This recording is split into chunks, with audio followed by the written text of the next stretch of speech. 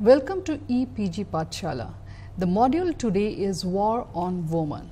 It is module 8 and I'll be talking about women in combat. Here in the introduction, I would like to say that there is a lot of gender-based violence in war and conflict. While discussing how war and conflict affect women, one must realize that it is not only the question of women in conflict. Women's participation in war and conflict is varied.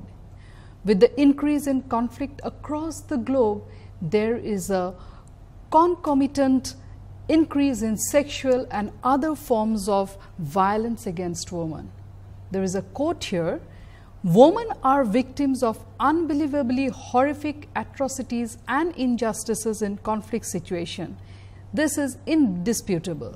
As refugees, internally displaced persons, combatants, heads of household and community leaders, as activists and peace builders, women and men experience conflict differently. Women rarely have the same resources, political rights, authority or control over their environment and need that men do. In addition, their caretaking responsibilities limit their mobility and ability to protect themselves." So we see how women, the roles of women change in combat. Women who provide care and support services to the combatants, women who work in weapon industry, women who are willing or forced to provide sexual services during war. There are examples like the comfort woman for Japanese during World War II, and we have prostitution of women and children in Cambodia for the American soldiers during Vietnam War. Women who work as spies or who joins the resistance movement in occupied territories are all women who participate in wars in different roles. These women, along with the women who are not involved in war-related activities, are impacted by war in large numbers and in numerous ways.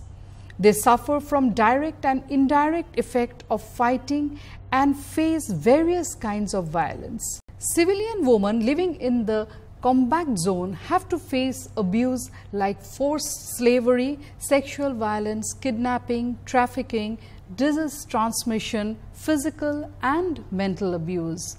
There are some of the common types of violence women face during and after conflict. Sexual violence like rape, impregnation, and sexual mutilation are also used as weapons of war on women during the conflict. As discussed earlier, as we see an increase of conflict across the globe, we also see an epic increase in sexual and other kinds of violence against women.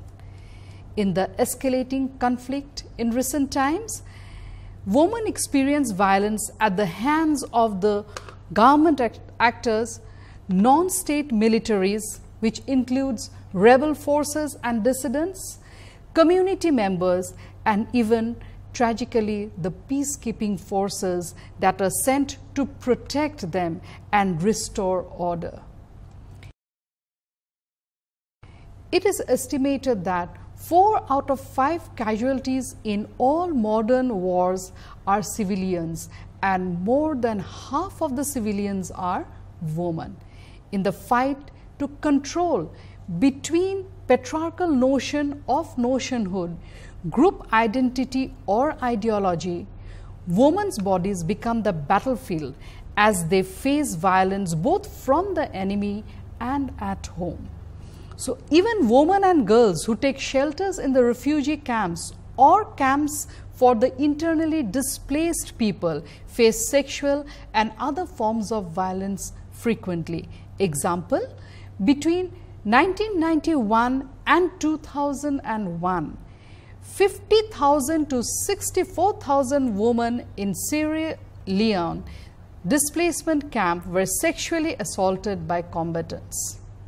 So we see how women, even in the refugee camps, they are being sexually assaulted either by the perpetrators or by the peacekeepers. Gender-based violence is tactically used in conflicts to harm, humiliate, and shame the enemy. During war and conflicts, sexual violence like rape, sexual mutilation, impregnation, and forced abortion, forced nudity, and stripped searches, etc., are used as instruments of power to destabilize the civilian population and to violate the honor of the opposing force. While women and girls face maximum amount of sexual violence, civilian men and boys are also subjected to these brutalities. Violence to establish masculine supremacy in war or conflict situation and are now codified and prosecuted as most serious of crimes in international law. Gender-based violence is a term that is used to describe any harmful act that is perpetrated against a person's will and that is based on socially ascribed differences between males and females. While men and boys are victims, survivors of some type of gender-based violence around the world, gender-based violence has greater impact on women and girls.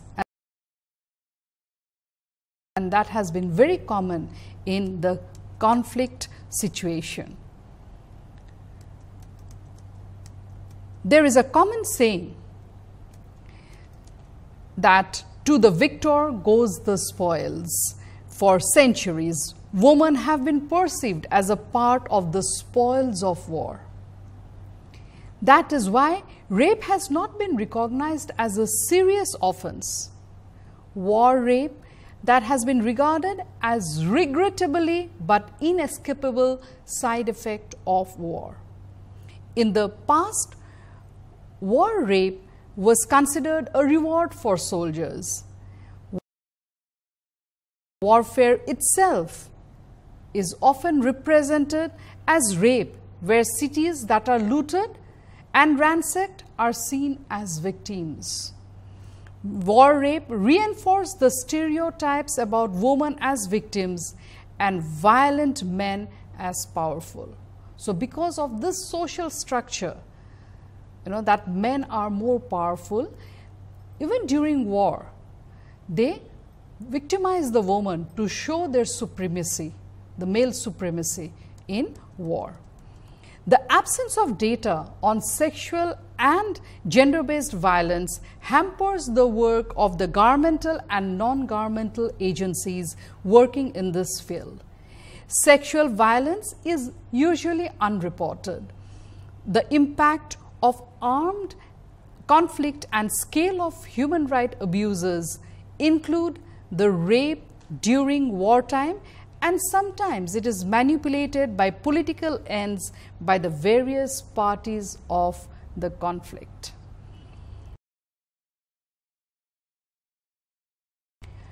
Some examples of gender-based violence in recent conflicts. In the Democratic Republic of Congo, 10,000s of women and girls have been raped. UN officials is just one part of Eastern Congo. North Kivu estimated that there were 25,000 cases of sexual violence against women and children each year. Hundreds of women line up to receive extensive surgery due to mutilation for the rapes. In mid-2006, Darfur, 200 women experienced sexual violence inside 5-week period. Earlier in 2005, 500 rape survivors had to receive medical care. Internally displaced women and girls from Sierra Leone had suffered an extraordinary level of rape, sexual violence, and gross human rights during the country's civil war. During the Bosnian War between the Serbs and Bosnians, reports have shown that 3 kinds of rapes took place. Rapes that occurred when the Serbs first occupied a village, rapes committed by prison guards in the detention camps, and rape camps of houses temporarily commanded by Serbs specially for that purpose. Estimated 12,000 to 50,000 women were raped during the Bosnian War. Thousands of women were tied in shackles, forced to work, raped, impregnated, and killed during the Khmer-Rouge regime conflicts. Closer home, the 1971 Bangladesh War showed that there were about 2 lakh women who were raped by the Pakistan army. Rape camps, mass rape, followed by mass murder and sexual mutilation like cutting of breasts, etc., were imposed on the Bangladeshi woman. During the last civil conflict in Liberia, local media reported that there were about 50% of the 658 rape survivors between aged 5 and 12 years. In 90% of the cases involving children, the attackers were somehow known to the victims. And probably that is the reason why most of the rape cases are not reported, either for the shame of the society or to save their grace. There are long-term effects on gender-based violence. We are going to talk about it now. Sexual and other forms of violence are very common during war, and it has a long-lasting psychological and economic impact on women and children, and men too. The impact of gender-based violence and sexual violence can be devastating for the survivors, their families, communities, and nation. The effects of gender-based violence like physical injuries, psychological trauma, and social stigma lasts long after the end of the conflict in Bangladesh. Hundreds of children were born out of rapes, and they were either abandoned or murdered. The women themselves face stigma and discrimination till today for no fault of their own. Many committed suicide or ran away to India and other countries. The effect of gender-based violence impacts the relationship. It raises anger and violence even within the communities. Brown Miller has said that war provides men with the perfect psychological backdrop to give vent to their contempt for women. The very maleness of the military, the brute power of weaponry exclusive to their hands, the spiritual bonding of men at arms, the manly discipline of orders given and orders obeyed, the simple logic of the hierarchical command confirms for men that they are long suspect that women are peripheral, irrelevant to what the world that counts passive spectators to the action in the center ring. Men who rape in war are ordinary Joes made unordinarily by the entry into the most exclusive male-only club in the world.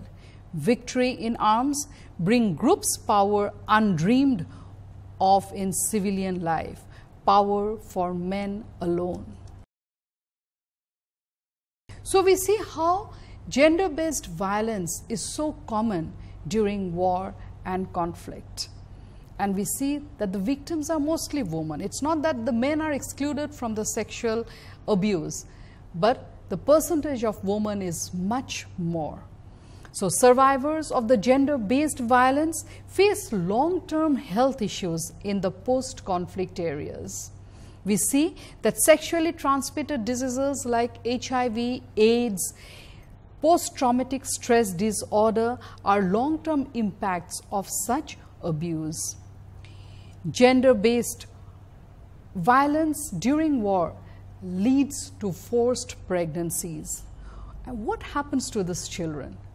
Women are forced to give birth to the children without proper medical aid, and they are often forced to abandon them and deny the children that their love, their care, which is actually the result of rape.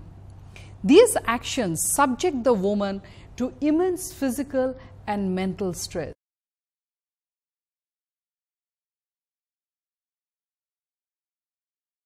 Because women by nature are caregivers, and when they have to abandon their children because they fear the social stigma, a lot of stress is there on their mental health. Now, are there sufficient laws and actions that are taken against these people who are involved in this gender-based violence during conflict? That is one question that is to be examined. Over the years, the war has seen a lot of sexual violence, and it is unimaginable, especially during war. So, over the years, the world has witnessed a number of acts of violence against women, and it is unimaginable. In countries like Croatia, Bangladesh, Rwanda, the list is endless, has brought the issue of sexual violence during war to international attention. However, international humanitarian law instruments have failed effectively to address the issues of sexual assault, particularly war rape. So, we see how even if there has been a issue, it has been a major issue during war, yet it has not been addressed or has not been given proper attention. The Labor Code of April 24th, 1863, also known as the Instructions for the Government of Armies of the United States in the Field, was the first expressly codified law that dealt with issues of land warfare and has had an important influence on the modern laws of war. The code dealt with rape in two ways. Article 37 provides general protection to women in conflict, while Article 44 expressly proscribed rape. The current application law regarding war is contained within the Nuremberg Charter, the 1949 Geneva Conventions, and the 1977 additional protocols. These laws, however, contain a number of inconsistencies and contradiction with respect to defining sexual violence as a serious offense.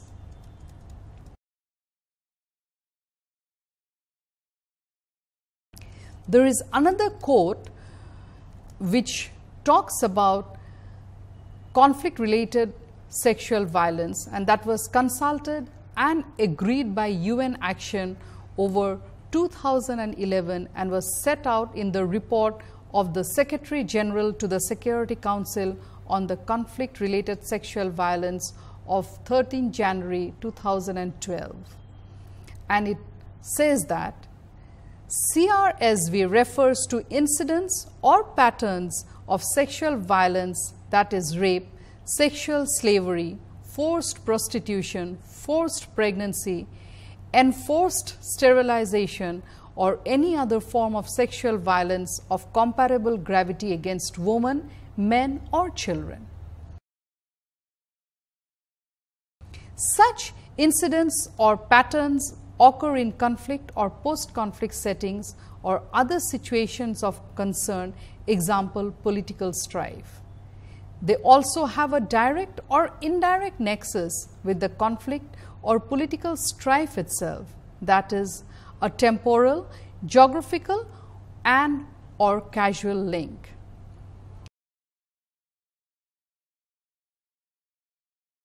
In addition to the international character of the suspected crimes, which can, depending on the circumstances, constitute war crimes, crime against humanity, acts of genocide, or other gross violation of human rights.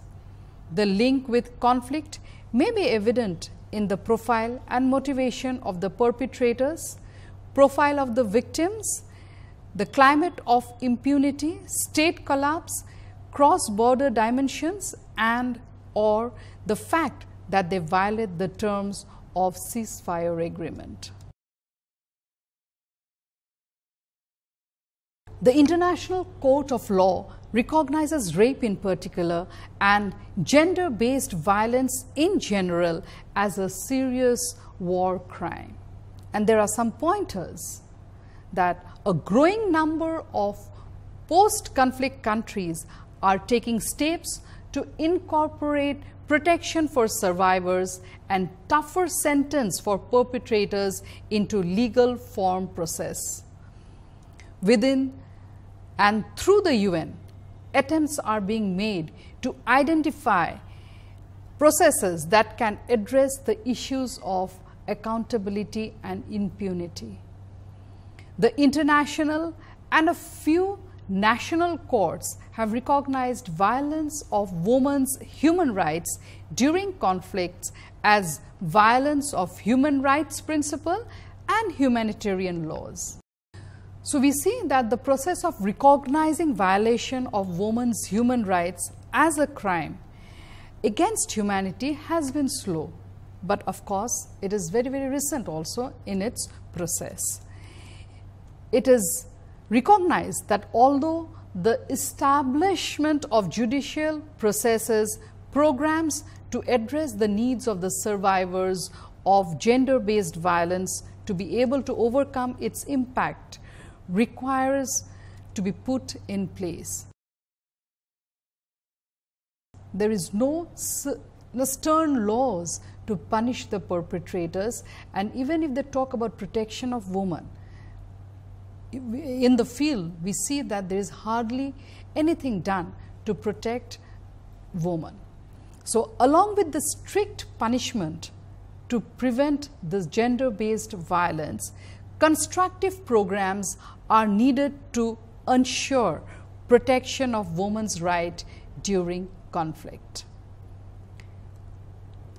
Convention of Elimination of All Forms of Discrimination Against Women, which is popularly known as CEDAW 1979, and the Sexual and Gender Violence Framework of United Nations Office for Coordination of Humanitarian Affairs are examples of existing laws and frameworks that can be used to address the gender-based violence in conflict.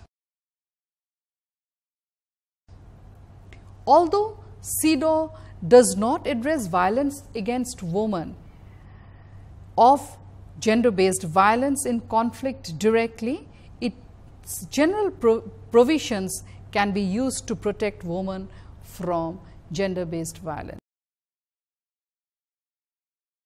We see that CEDAW does not have any strict rule or does not have any direct principles to protect women in violent situation during conflict, yet they have certain principles which can protect women from gender-based violence. The UN Declaration on the Elimination of Violence Against Women, International Criminal Tribunal for Yugoslavia, International Criminal Tribunal for Rwanda, Special Court for Sierra Leone, Extraordinary Court Chambers in Cambodia are examples of international mechanism of law and justice that have addressed gender-based violence while addressing war crimes. Now, there is a feminist analysis of gender-based violence. The second wave of feminist movement, or the second wave of feminist thinkers, were first to recognize the gender-based violence is not an outcome of individual anger, but of inequality arising out of the patriarchy and gender division. It was in this period that the discourse around domestic violence was going through a paradigm shift. From being a private individual issue, it was being brought into public as a social problem.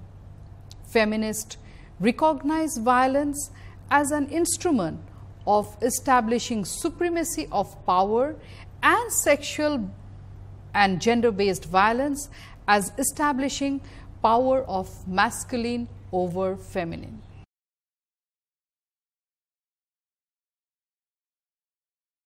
This is how the second wave feminist thinker thought.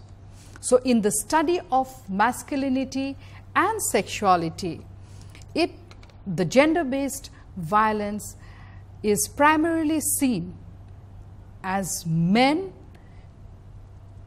against women and children. Gender-based violence is usually carried out by men, but it can also be a violence towards men and other boys. So, we see that this gender-based violence is not confined to women alone. So, men and boys are raped and humiliated by men as well as women. One must remember that the intense violence that women suffer during conflict is not just a result of war. It is directly related to the violence that existed in women's life even during peace. Women all over the world face violence in different forms only because they are women and because they do not have the same legal and political rights as men. Feminists understand war, conflict itself is essentially patriarchal, and gender-based violence as a demonstration of male domination during war. Okay, it is a domination of male over female. The ideology of war, which is to establish domination of one nation or one group over the other, is the same gender-based violence where the powerful males try to dominate the females or the lesser groups. Feminists from the peace movement identify gender-based violence or violence against women as an integral part of militarization or war. So, as there has been and there will be war, there will be violence used against women. For that, it is very important that we do something. The violence against war is taken as an expression of patriarchy. So, to end this gender-based violence in conflict, we are first to dismantle patriarchy and the notion of nationhood, territory, and power. So, we see that to end the gender-based violence, we first have to dismantle patriarchy, the concept of or the notions of nationhood, territory, and power. It is all because of the patriarchal mindset of the people that the domination of male over woman is not only seen in general life, but during the conflict that is taken as a weapon for the enemy camp to humiliate, to kind of weaken the enemy nation. Rape has always been considered a very powerful weapon, and where mostly women are being victimized. And it's not only women, we see children, minor children, and also men being brutalized, being sexually abused and traumatized, both physically and mentally.